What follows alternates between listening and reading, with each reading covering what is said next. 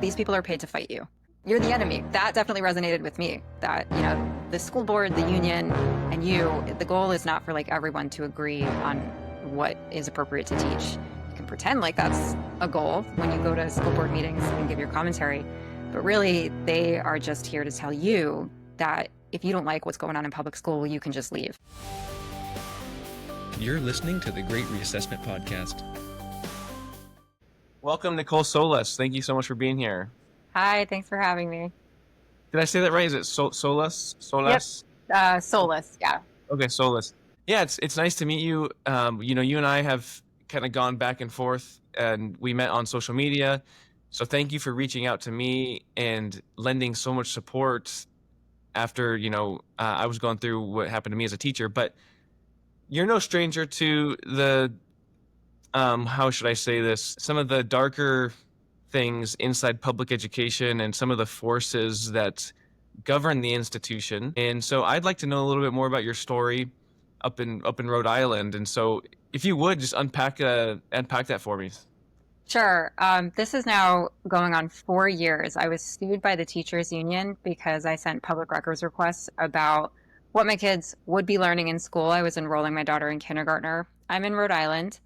And I sent these public records requests because my school district told me to send public records requests for all of my questions. Before the teachers union sued me, my school district threatened to sue me by having a public school board meeting where they put my name on the agenda saying that I had submitted public records requests, over 160, and that they were now going to discuss suing me for submitting these requests. So my school district never sued me. They voted not to, but then the teachers union 2 months later did sue me. And I have been in litigation with the teachers union for 4 years now. And their lawsuit against me is seeking a declaratory judgment in court that the school district should not release the information that I was requesting because teachers would be harassed by national conservative groups. And that's in their complaint. That's not like my spin on it. So long story short, after years in litigation, we filed an answer to their complaint that this was a SLAPP suit, and a SLAPP suit stands for Strategic Litigation Against Public Participation. It's a lawsuit you file just to harass someone and just to suppress their constitutional rights. And in my case, my right was my First Amendment right to petition my government for the public information, that my school district told me to do. Right now, we're in depositions with the teachers union. It's been a really long time, but in my opinion, they're just dragging this out to, sort of hold me hostage with this litigation, which is really now my litigation against them, saying that you just did this to me to put me in a national spotlight, make me seem like I'm some bad person. Right when I was entering kindergarten, entering this new community, they just really turned me into this figure, this public figure that I truly am not. I was forced into the public eye, and that's why I went into the news, because they were, they had a media campaign against me. This public lawsuit against me. I had the teachers union have a meeting about me where they posted a picture of my face to 250 teachers in my school district, and they characterized me as an attack on public education. So they created this hostile environment for me in public school, and my choices were sort of crawl into a hole and hide or fight back. And in my case, I fought back because it's when I have this litigation against me and this public campaign against me, I'm either going to let them ruin my reputation or I'm going to fight back. And that's where I am now with this. So we are now in depositions, and we're deposing our final witness of the teachers union in August.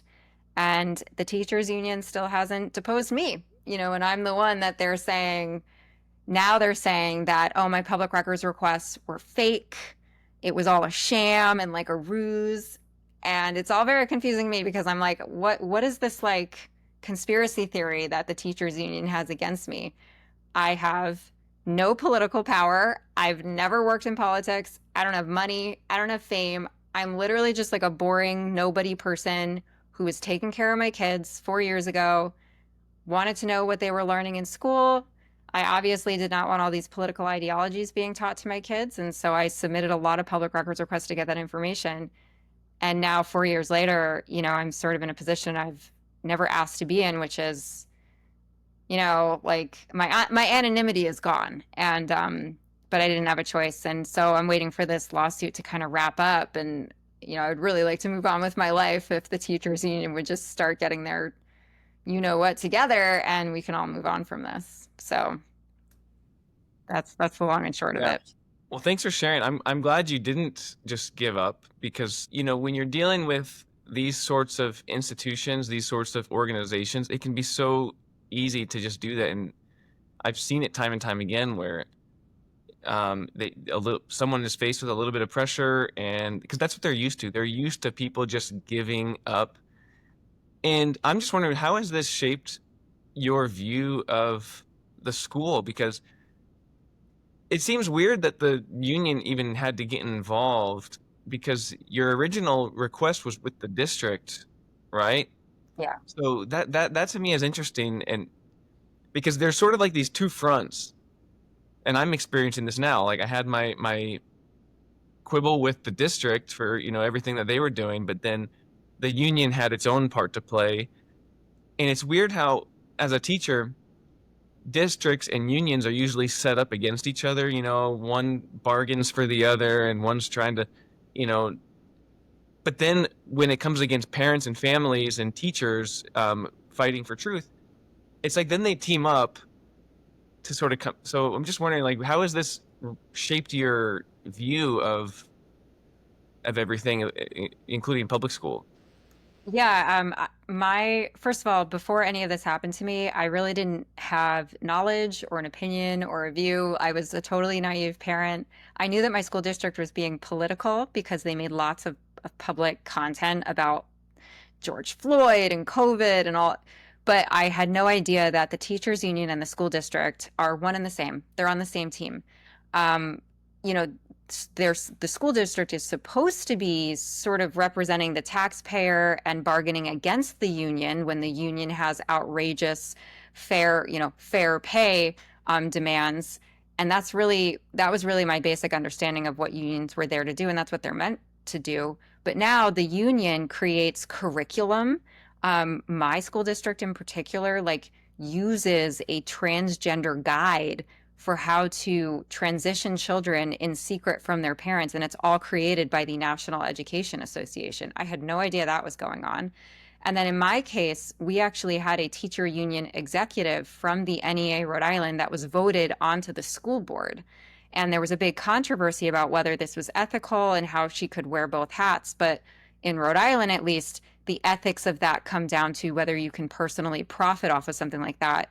This particular person couldn't. But this union member was one of the loudest voices in, like, the harassment of me, calling me like a white supremacist, that I was like this evil person because I wanted to know what they were teaching with critical race theory and gender theory. So I learned that there really is no difference between the union and the school district anymore. And it makes sense. Like, they're incentivized by that partnership because it works in their favor. So the school district, if they have the union on their side, they're going to get less, trouble from the union with what the union wants if they sort of suck up to the union. And that's exactly what happened in my case. When I was submitting my public records request about all of their political indoctrination, the superintendent of my school district, who isn't even a member of the union, she immediately notified the teachers union that a parent was asking about their political curriculum. They called it their equity initiatives, their critical race theory stuff. And she emailed them to alert them about me, which is why then the teachers union had a meeting about me for all their teachers. And that also makes sense because when you think about, say, like a superintendent position, the superintendent wants the endorsement of the teachers union. If you're keeping all of the teachers happy in the union as the superintendent, everyone's going to vote to want to, or put pressure on the school board to rehire you again. So these positions are no longer adversarial. And it's even worse by the fact that the teachers union pushes a radical political agenda with gender ideology and like race essentialism concepts. So I had no idea about all of this, and I think a lot of parents that go into public school don't know either. And that's why I kind of do these conversations with you. And I reach out to people like you because I remember being in that position of like being totally blindsided by this complete underworld of public education that is so profoundly political. Yeah, you make a good point about how superintendents, they would love, like that's probably the strongest endorsement they could have is from the union. Um, I'm curious just how your day-to-day life is now, has because you've been on several national outlets. You've had interviews with some really large, um, folks. Like I was talking to you earlier about how I was watching your Officer Tatum interview, and I thought that was a great interview. Um, do people like in your town look at you differently now, or I imagine it might be similar to my situation where some people respect you more and then some people respect you less. So can you talk about that a little bit?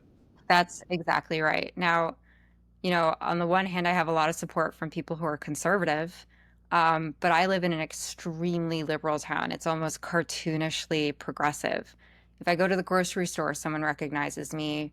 Um, I mean, in the beginning, I once had someone like at an intersection recognize me in my car and like try to wave me down. The day after my school board had their big meeting about me, someone from Massachusetts came to my house to knock on my door to talk to me about what was going on in my school district. And luckily, this guy was very nice and he was supportive. But, it's certainly like unnerving when you're just a private individual and, now people know where you live. And now, if I comment on anything politically in my town, like I once went to a town council meeting to talk about something else. And like the president of the town council was like, well, we all know who she is. And so, when you live in a town like this, which my town isn't like that small, it has 30,000 people, but it is insular. And the people who are politically active, those groups are small. And so, thanks to this teachers union lawsuit, I have acquired this like label and stigma that I would not have had they not sued me. So, it certainly changes your life forever because you never know who has an opinion about you if you don't know them, if they've read something about you. You don't know how that is going to affect your kids. So even now, there are teachers in my school district, like just, oh my gosh, maybe a couple months ago, there was a high school biology teacher who on Facebook, this was a public forum where I was just talking about why gender transitioning children is harmful. And it was like something like that. I wasn't talking directly to this particular teacher. She got on Facebook and said she wanted to meet with me personally to explain to me how calling children boys and girls can lead to them killing themselves. And she's the high school teacher. And I'm just like, how can I send my kids to this school district? I got, the math teacher that had that meeting about me, the high school teacher that's telling me she wants to like meet with me personally about her transgender cult. So like people end up knowing who you are and it triggers them to act differently around you after you've had this, spotlight put on you by someone like a teachers union or in your case being fired and having it in the media. So it definitely changes your life for a while. And, I think, like I told you when we were talking before this, that, media is forever and people look you up on the internet. So I think people like you and I are put in positions where we have to be in the media because someone else is already in the media about us, talking about us. So we have to talk back. And, it's just so frustrating because no matter what you say, when you know that you're right and you didn't do anything wrong, someone is going to be against you and hate you and judge you. And for me, like, I just don't want my kids to be affected by that. So yeah. Yeah, you have to go on the offensive.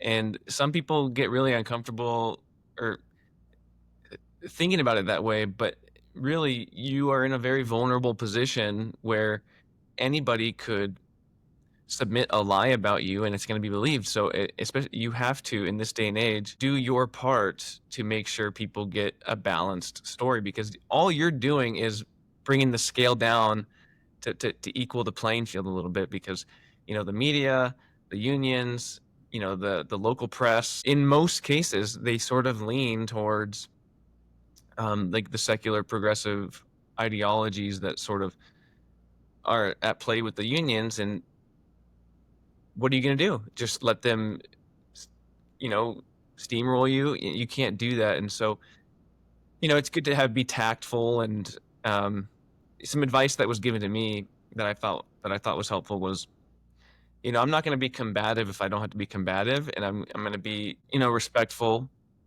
and I'm not going to make myself a martyr unnecessarily. People can decide for themselves, but I have to give them the truth.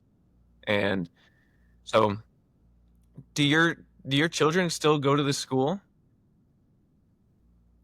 No, I put them in Catholic school, and you know, we have two kids. One is in going into fourth grade, and then my other one is going into first grade.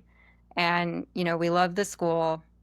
It's really was like a shelter from the storm, but at this point, we just don't feel like the public school district is safe for our kids. They're still all the same players that are there, and I went to public school in Rhode Island, and I was ready to enroll my kids. I did before all this happened, but now I just don't see how it's possible for my kids to go there. So that's why I still sort of stay on top of what's going on in public school and still paying taxes to it. Of course, I'm paying taxes for a service that I can't use, which is very frustrating because private school certainly isn't cheap, and we didn't plan on it. Um, but everyone has to make a reasonable decision about what they can do. Homeschooling is a great option, but it's not for every personality type. And private school also can have its own problems when it comes to political indoctrination, and you certainly have less rights than you have in public school. So I think every parent just has to do what's best for their family. Um, so yeah. Yeah, it's situations like this that really make you wonder. And at this point, I mean, I can't speak for every public school across the country, but there's really there's no other way to reform this institution. And the problem is not that it needs to be reformed. It's doing exactly what it's designed to do. And when you finally realize that, there's a lot of people, really good people in the fight, so to speak. But I think the quicker people realize that you it's succeeding in what it was set out to do from the very beginning, it might make you sort of question about where you send your kids to school, because the separating kids from their families, trying to distance them from the old traditional values of their parents. Like, if you go back and read the history of when public schools were first sort of coming on the scene, a lot of the pioneers, that is what they intended to do. And of course, with the culture and like the sexual revolution and a lot of the ideologies growing in popularity, like those have since amplified the situation, make it even worse. Because people in the 50s, they talk about how they got a great education, but that's because there was just a little bit more sanity. Now it's we have boys beating girls at state track and field championships. That's something that happened at my school 2 years in a row. There was a boy from the local town here who he beats the same girl at the state track and field championships 2 years in a row. And it's like, how did how are we allowing this? How are we allowing a biological boy to compete against a girl? And she's lost to him twice. It's just really kind of sad. And it's just getting worse. Yeah, I think I don't think I've ever actually heard someone say that this is what public school was designed to do. I think Mhm. that that's a very good way to put it, because you're going to trick yourself into thinking that you can make public school better if if you think that, oh, we just have to communicate to each other better and work these issues out. Um, Another thing someone told me once that is like what you just said is these people are paid to fight you. You're the enemy. Um, that definitely resonated with me that, the school board, the union, and the goal is not for like everyone to agree on what is appropriate to teach. You can pretend like that's a goal when you go to school board meetings and give your commentary, but really they are just here to tell you that if you don't like what's going on in public school, you can just leave. I like that idea, but hey, give me my money back. I want my taxes back so that I can actually afford to go to private school and that we can all actually have the choice that a lot of these radical public school and teacher union members are saying to, people like me, that if you don't like it, leave. And the unions do say that. They say, oh, just go to private school, totally pretending like, you can afford to go to private school when you don't have the money because the union demands that you give it to them no matter what. Yeah, I don't know what the cost is in Rhode Island, but here in Washington, the state of Washington, it's $20,000 per year per student. That's what it costs. I think it's even a little bit higher now. And with that type of money, I'm just wondering, like, why are these kids not eating lobster and steak every day for lunch? Like, no, they're given French toast sticks with high fructose corn syrup, and just some of the atrocious meals that these kids have to eat.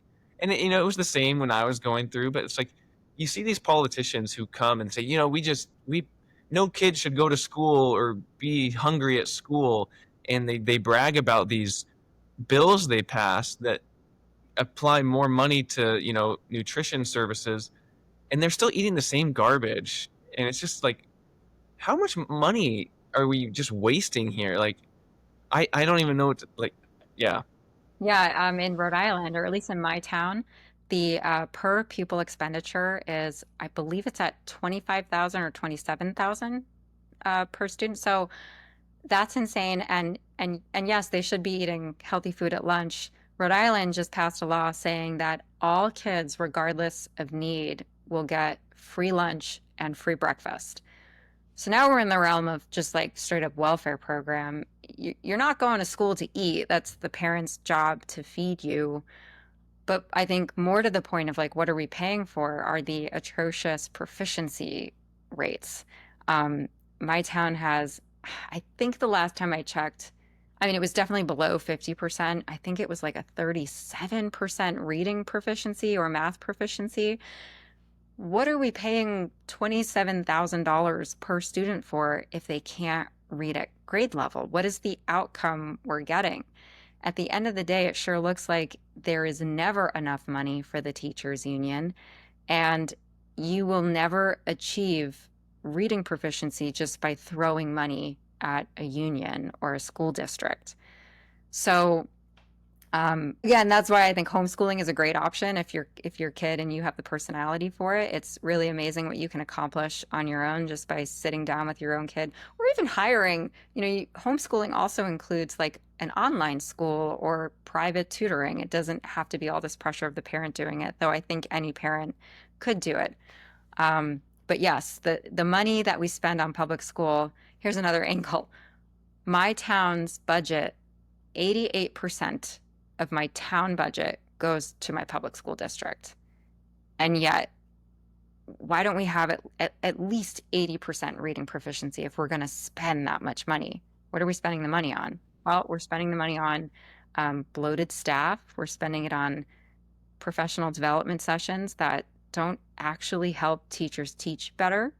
There was one professional development session or just professional development that I found in another school district in Rhode Island, the worst school district in Rhode Island, where the teachers all stood in a group therapy circle and like talked about their feelings, and it had nothing to do with academics or teaching at all. Of course, it's fun as this will make you a better teacher, But when you see the pictures and you get the professional development materials, it is all BS. The fraud that passes as professional development or teaching, um, teaching development, whatever, in public school is rampant. It's public school, their money is just a pot of gold waiting for an outside organization to come in and convince a school board that they have something to offer, and all you have to do is pay them all this money, and they promise to make your teachers better. Well, how do we measure whether the teachers get better with these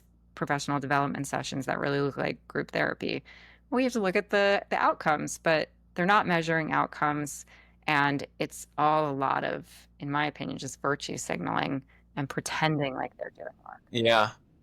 When you talk, I laughed because I'm all too familiar with those professional development um, type of exercises that, you know, they call them PD days, and students will stay home and it'll be a teacher work day, right? And we'll go in and there will be some guest speaker who comes in and talks to teachers. And what they do is they do this.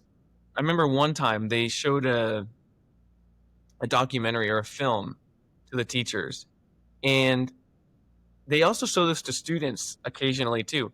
But they show a very, I don't want to say woke, but they show a film that really just gets you emotionally wound up. And then they try to preach a message through that emotional like vehicle. They just sort of I don't know, they put you in this emotional state after watching a film, and then they try to preach their message because they know that when you're actually just thinking logically or presented it just at like on a base level, that it's nonsense. But they have to like maybe show you something super graphic about somebody who committed suicide or is going through this thing, like, and so they, and then they're doing this to students too. So they get them wound up emotionally, and then they preach their ideological message to give it some sort of standing. And but the points of their message are never actually like forced to like face a true arena where like the battle of ideas, see like which ones fall or which ones stand or which ones are good, which ones are bad. No, they just, like, at the end of the day, like their product is just an idea and a worldview. That's the only thing that they can run is ideology. And you want to make the world a better place. You want to do that. Like, have an actual plan instead of delivering like these vague platitudes and idealistic things that you think are going to work. Like, oh, this is why we need to be kind, right? Like things like that. Like, first of all, I don't know who disagrees with that, right? But like, I remember there was a local school here where somebody got stabbed, and our school, we had a meeting about it, and the principal said, sort of like with really a lot of emotion in his voice, he goes, "This is why we need to be kind. This is why we need to be kind to students." And I'm just thinking, don't for 1 second put this on a teacher, right? Like who, um, like as though like that's like this is our fault. And so there's things like that that just are happening all the time. Like I remember we bring in these PhDs who are going to come lay out a vision for the school. And I don't know what type of ungodly amounts of money they're probably paying these people. And they come in for a few days to try to provide a vision for the school. And next thing you never hear from them again. It's like, what did they actually do for us? Like, how much money did you give them? And what's like the before and after? Can we actually like quantify the improvement? Like, okay, you brought these people in to give us a strategic vision and improve culture, grades, academics. And then these professionals just fade off into the distance, and we never actually hear about anything. And they're usually like pretty woke. You can just tell by some of the questions they're asking, and a lot of their credentials are, there's no real experience. Like, it's not like these people have like led a big company with hundreds of employees or anything like that. Like, they're just, maybe they got their bachelor's, then they got their master's, and then they did a doctoral program, and now they're a consultant for a public school. Like, they're never actually had their ideas measured from a free market perspective. They're just, that's what this institution is. It's, people are allowed to experiment on children and not actually face the repercussions if their ideas are shit. And I'm sorry to use that word, but like, that's just, that's what it is. Yes, it's a grift. I mean, that's what I meant by like it's just like a pot of gold and everyone with like a new idea goes to the public school board and is like, "Hey, I have an idea for how to teach kids this. It's this totally new thing." And everyone gets excited about it, or maybe they don't, they're bored. And then it's over, but those people got their money. And it's just like, why do we just keep having all these outside groups come into public school? First of all, teaching is not a mystery. We know what kids need to learn. It's more simple than I think most people who um, like have made sort of education doctoral careers out of pedagogy and theories of pedagogy. Most of that is all BS.